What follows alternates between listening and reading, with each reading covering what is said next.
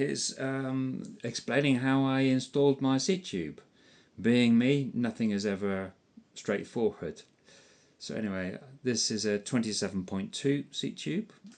I purchased it from AliExpress, made by Zoom, and I'll take this off before it falls off. It has a mechanism much like others, but it is a little bit more convoluted, and the little head on the end of the cable, I couldn't get like a third party to screw onto a cable end. So to that I decided to separate the cable, and I've used these two aluminium parts that I milled up on my coffee table, which actually screw together. So now if I can pull on the cable a bit better, here we go. As you can see,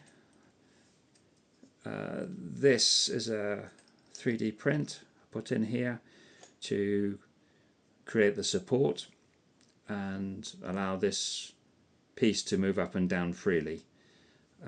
The idea is that at a given moment I can unscrew these, lower the cable out of the way, and install a normal seat tube.